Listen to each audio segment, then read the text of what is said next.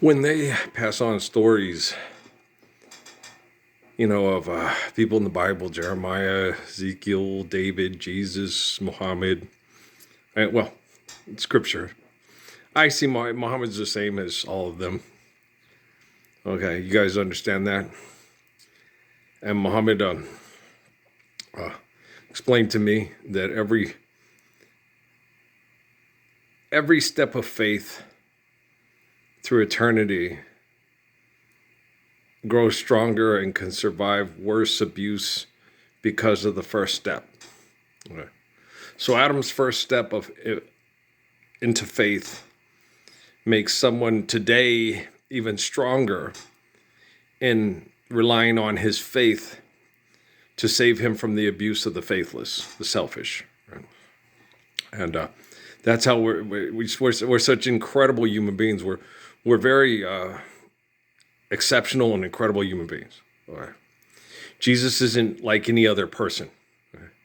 You're talking about a faithful man who's everywhere. He has intellect and talent and abilities and an immune system. He has things that are way better than other people's, especially gladiators and philosophers. Okay, gladiators, philosophers, and scientists are aggressive and manipulative. Okay, Jesus is kind and loving and faithful, and he is more intelligent than the philosophers and the scientists.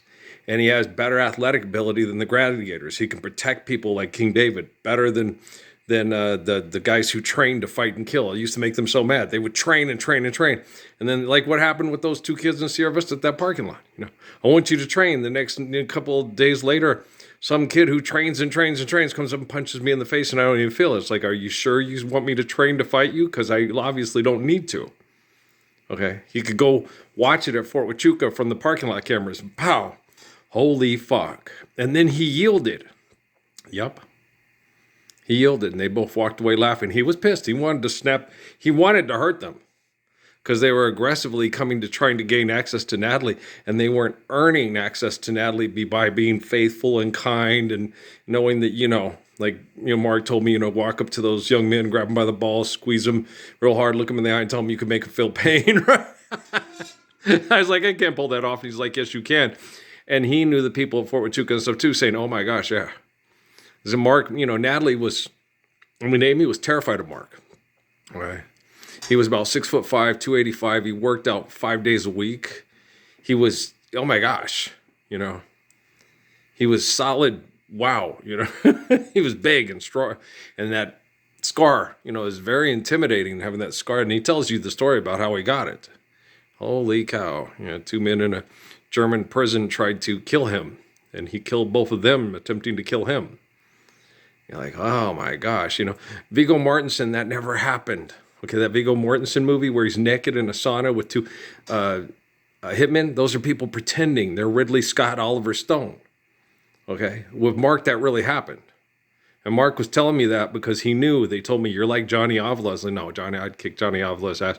I'd use Johnny Avila to pound El Chapo into the ground and then tell Donald Trump, Liza, go fetch my slippers. That's funny, isn't it though? Have you watched that My Fair Ladies commercials? We'll keep it. I'm strong and I'll keep America safe. It's like, safe from what? Your ego? Don't worry about trying to keep America safe from people, politicians, and the people that invent politicians to do their genocidal agendas. Egos, don't worry about them. I'm strong. They're weak because they're selfish and they trap the glory of the soul and the mind. They are weak, but I'm strong. Okay? And children will become stronger when they realize just how good the gracious good shepherd is. And I can see the little tears in your eyes about to fall. You're wondering if I'll be able to. I tell you no lie, baby, I'm for real. Do. All right? Baby. You don't have to go. Stay a little while longer, baby. So I love kids, man. And it's horrible what they did to me to try to make me look like no one, like Terrell McDonald said in Sierra Vista. I told him, when I walk home, because I look homeless and have the long hair, people walk across the street to avoid me. He goes, God, if I was walking home and I was nervous or scared, first you'd be the one person that I would be happiest to see. It's Ralph. He's got my back. And some people can just feel the smell of the pheromones. They just know. They get around me and they're just like, okay, he's for real. People that are insecure don't want me to. They know I am, but that's why they constantly try, like the kid the other day at the store, I'd kill you. It's like, child, please. I'm telling you, if you don't want to, you just basically did the 250 to go back to take care of my wife and didn't go with me and Absalom to get back your girl and your kids. You don't say that to the man like King David. You sit there and say, okay, I'm down. I'm not afraid of these perverts and these scientists and their killers and their drug cartel inventors. And you got it. I'm not afraid. I will stand up for the Lord's Prayer. I'll tell everybody we need to live the Lord's Prayer. I'll stand up for you. I will be just like you. That's what you do. When I give you that opportunity, you take advantage of this golden this love, da da da da da da da da da. Right? You know what I'm saying? Okay, so you don't fuck around with it. You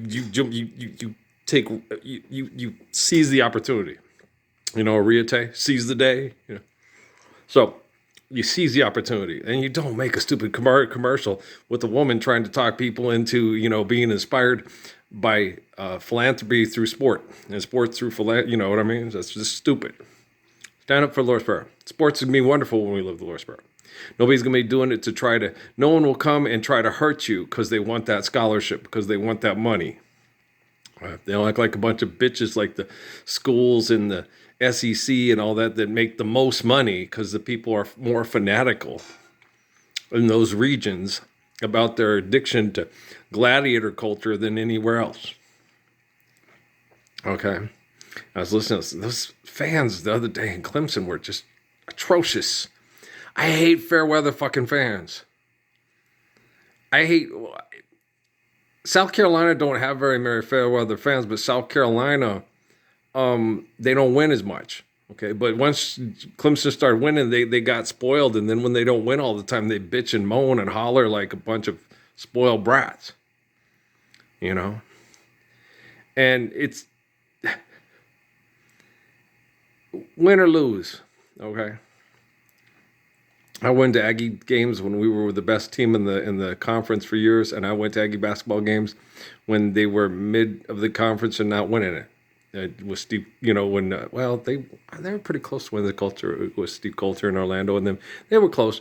But I always went, and I was a good fan, and I always cheered them on. And I had the Lobo fans when Tony Samuel was here, and the Lobos had they had Montrell and Hank and Dede Cox and all those guys and the Spiegel kid, that linebacker, he was really good. Big kid, fast. But and Terrell, they had 3 NFL offensive linemen on that team, right? The Cooks and the Terrell. And I stayed the whole game. All the Lobo fans came and counted coup on me. You're a real fan. You stayed to the end. They all came up and people don't realize they're doing that. Some have it's a cultural, it's just, hey, I've been counted coup on more times than a lot of people because, you touch this person, okay, wow, he's loyal, he's true, he's brave, he's courageous. Yeah, big mean Jim don't like being made fun of, right? I'm going to go. We can get this one loaded because it was slow. It took like 7 hours to load that last one. I think it's because of just the way the Peckerwoods at the fort work, just the way they are. And shit rolls downhill and you guys all think you're shit because they act like it and you get your rewards from them. Bad ideas. Okay. I love you, all right? Peace.